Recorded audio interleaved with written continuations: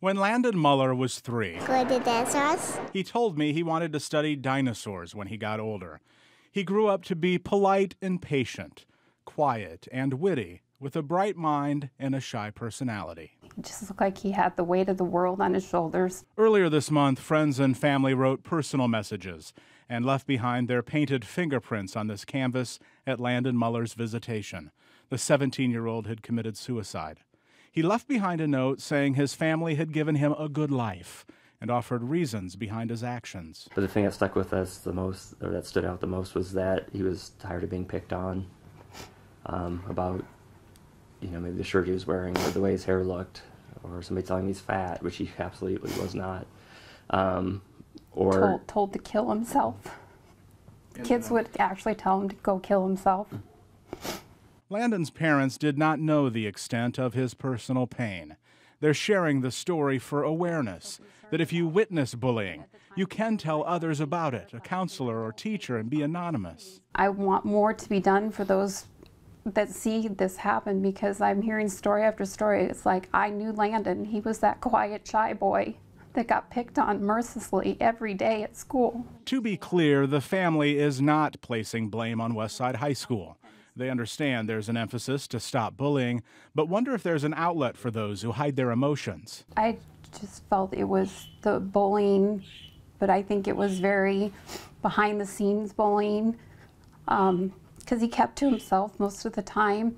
So he became the perfect target for these boys to pick on him. That if more kids stood up, there would be less bullying. Because if there was a crowd of kids, instead of watching, going after the bully, telling them they were wrong, maybe things would turn around. Landon Muller was cremated, not buried. His mother said it was so no one could ever walk on her son again. With photographer Jim Hinchek, Brian Mastre, Channel 6 News.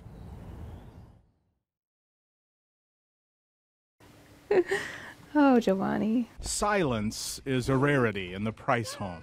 Just bringing some people for you to play with. With 5 children between the ages of 8 and 2, it's Giovanni that's made the Omaha family a world traveler. It's a strange perspective. I look at him every single day in awe of the things that he does. Giovanni, who's 3 now, has spent the last 2.5 years going back and forth to Italy. See, I know ciao. Ciao. He's part of a gene therapy clinical trial for metachromatic leukodystrophy, an incurable disease that robs a child of the most basic skills beginning as early as the age of 2. I'm terrified of winter coming up. That's because Liviana isn't doing well. Illness is the thing that scares me the most. She's very fragile right now. She has the same disease as her younger brother. Livy's 5 now. Yeah. She's sleeping. When we first met her 2.5 years ago, Liviana's rapid decline is the main reason the family rushed overseas for the experimental procedures for Giovanni. Giovanni has never lost anything. And it's working. At the age that he is now, Liviana couldn't walk or talk or eat. The family wishes the diagnosis would have come sooner for Liviana. She cannot benefit from gene therapy because the damage has already been done. Every night, I thank you for giving me another day. And while Brad and Amy Price's 3 other children do not have it, Liviana remains the center of attention.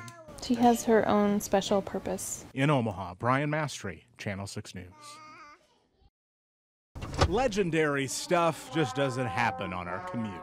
I seen this thing jump over the barrier. About 2 months ago, just outside of Blair, Nebraska, Rich Zelensky ran across major league water cooler material. Grabbed my camera, took a couple pictures of it. What the heck is that? It's like the 4-legged Dracula or something. The animal has no hair and looks skinny and weak. The people that actually believe that these things exist say, well, I only find them in Mexico. The camera doesn't lie. His colleague, Teresa Hodge, also spotted it on 2 different days. That's exactly what I seen. Little scrawny, scraggly thing. Nobody knew what it was till the guy running the survey crew came in there and said, "That looks like a chupacabra." What the heck is that? I said, Chewbacca? He goes, no. I said, this thing ain't got no hair on it. So, what is it?